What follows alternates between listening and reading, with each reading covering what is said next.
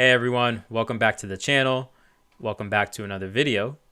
If this is your first time on the channel, we focus on everything engineering, technology, and finance. In this week's video from my desktop, and by the way, I guess it's snowy here. I get different desktop backgrounds that change every day based on the day, but I guess today's picture is a snowy day, and that's for my folks up in the Northeast or any of these cold climate environments. I'm glad I don't have to shovel snow anymore. But we're gonna take a look from our desktop, 3 tips on how to buy a phone and why these 3 tips can help you save time and money. But before we jump into the tips, I need you to like the video if you find this content to provide value. Second, make sure you subscribe to the channel so you don't miss out on any new content that's posted to the channel. And third, make sure you share the video with friends and family. That way they can also learn the top 3 tips on how to buy a phone and how that can save them money and time.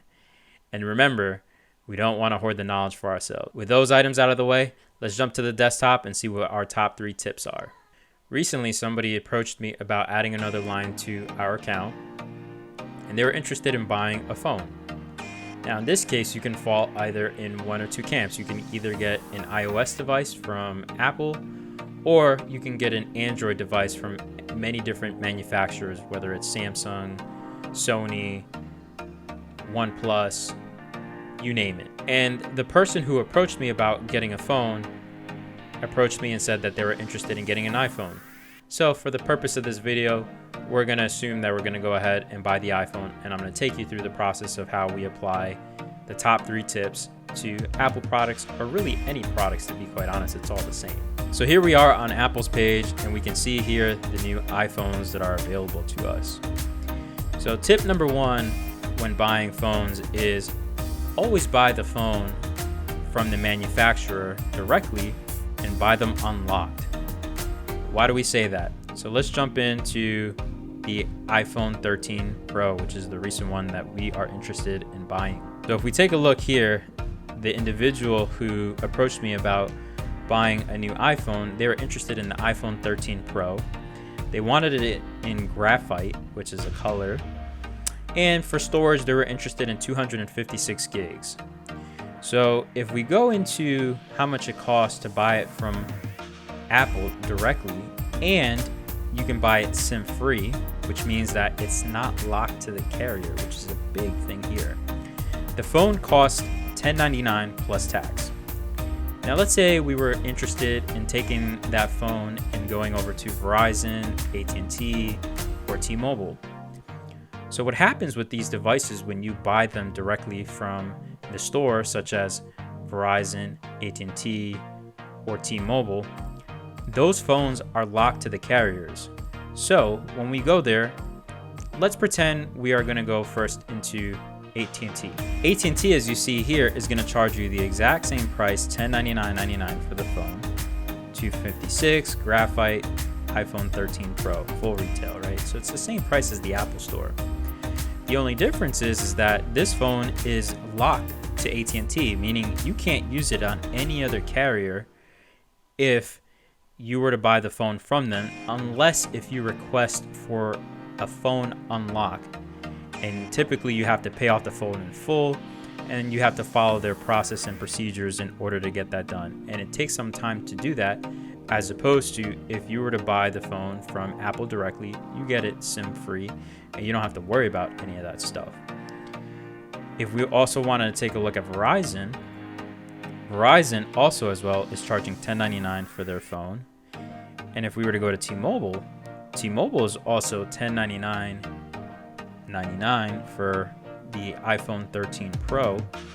So in a nutshell here, the phone costs exactly the same as it is in the Apple Store. The only difference is that you can connect it to whatever carrier you want from the moment you open up that phone. You can choose whatever you like, and you're not stuck with that carrier until they decide to unlock the phone for you to take it anywhere else. So that's tip number 1 on making sure that you go ahead and buy the phone unlocked directly from the manufacturer to give you the freedom to choose whatever carrier you want. Moving on to tip number 2, And I'll also say tip number 2 and tip number 3 actually is a time saver and also as well a money saver. So tip number 2 is avoiding the sales process. Now let's jump into the Apple webpage here and see what I mean by avoiding the sales process. Typically when you go into a store, let's say a Verizon store, an AT&T store, or a T-Mobile store, you'll be greeted by one of the employees that work there. In that process of you being greeted by them, and they're gonna ask you, hey, what brings you in today? How can we help? And you're gonna say, I'm looking for a brand new phone. They're supposed to ask you questions and qualify you in order to get you into the right phone. Chances are is that most folks have already a preconceived notion of what is the best device for you to get. And sometimes, admittedly, that device is the device that they personally like. They might not push you into the phone that is absolutely correct for you. So if you think about how much time it takes you to go to the store and actually sit with somebody and walk somebody through what you like, what you don't like, hoping that they put you in the right phone, you can avoid all that just by going into, say, the Apple website here that we have. And let's say I'm interested in getting the latest iPhone 13 Pro. I can literally click on that and at my own leisure understand what the iPhone 13 Pro is. And so as I'm sitting here scrolling and I say, okay, cool, what do they have? It looks like they have 2 models, the 13 Pro Max and the 13 Pro. And if I'm interested in learning between the 2 of them, you can see everything that you need to know about the phone itself. What kind of camera it has, what type of storage, what are you looking for as far as the display, what can that do. They even have a nice little overview here where you can see the tech specs and see what comes between the 2 different models. So again, storage, size and weight, the display, and all the little fun features that come along with understanding what is built into the phone. Apple even does a really good job at figuring out how do we compare all the iPhone models that is available and put it in such a way where it's easy for folks to digest so they can figure out what's the best model for them. So here in front of me, I have 4 different iPhone models, and you can see what it is that you like in a phone. So for example, do you like something portable and small? You might look for the iPhone SE. Or are you somebody who loves big screens with great cameras? You know, you can look at the iPhone 13 Pro. There's all different types of ways that you can compare the iPhone models in order to pick the best model for you. So instead of going through one of these stores and hoping that somebody puts you into the correct phone, you can do the work from the comfort of your home, meaning let's go on apple.com, take about half an hour to assess, hey, what is it that I want in a phone? What do I really care about, right? And once you start answering those questions, you can then come down this list and see how this can translate. And a little disclaimer here, I used to work in one of those stores, and I will tell you right now, those folks, they're typically incentivized to sell certain phones at certain times, or they have to meet a quota of how many activations per month or upgrades per month. So they will say a lot of things just to get you into a specific phone or a specific plan, and it may not be the best thing for you. My third and final tip is utilizing the resources that we have online in order to make your purchase. So in a nutshell, order the phone online. So by you avoiding going to the stores and driving and doing all these things, you get the ability to have that time back and take that time and invest it into other things that are more important. Let's take a look at what do I mean by this. So here is a Google Maps that I have brought up, and one of the things that I am pointing out here is that I'm going to be purchasing the iPhone 13 Pro. And one of the interesting things is I'm not sure which carrier I'm going to choose. It could be Verizon, it could be AT&T, it could be T-Mobile. I'm not sure yet. So as you remember from tip number 1, I'm allowed to take the iPhone and put it on whatever carrier at whatever given time, which is awesome. So what we're going to do is we're actually going to test out all 3. And the reason why I brought up this map here is because if you were to go to the store and get your SIM cards that you need in order to activate them on the network, you would literally have to drive to every store. So here we have what I'm gonna pretend is my address in Claremont, Florida. And I'm pretending here that this Wendy's is my starting point where I live. So if you see here, the closest store to me is T-Mobile, which is gonna be my first stop.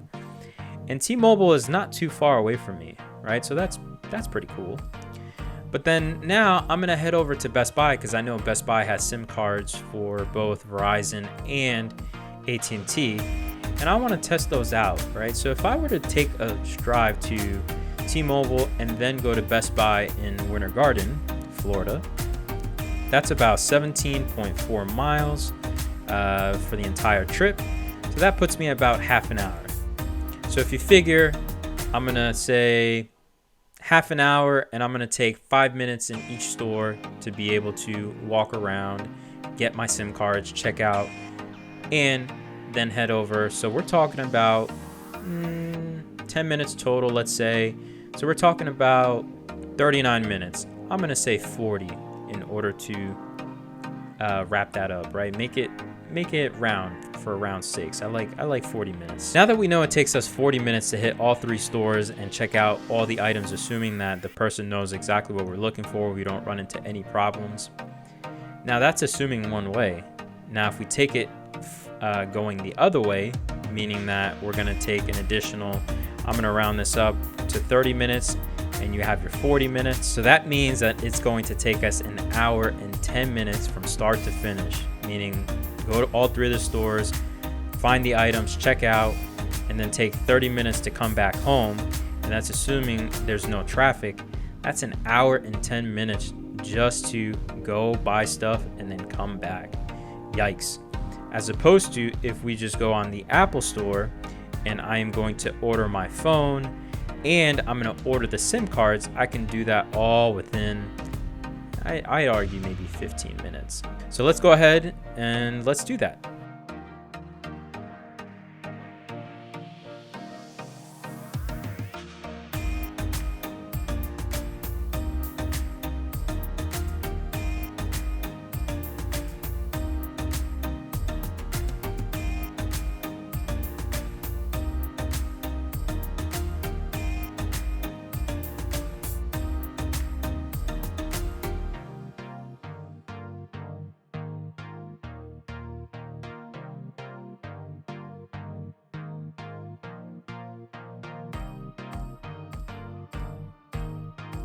And all of this was done in 29 minutes and 30 seconds.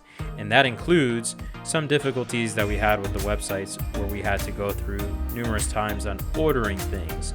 So imagine this could have been down to maybe 20 minutes or 15 minutes, which is a lot better than traveling an hour and 10 minutes to get everything you need.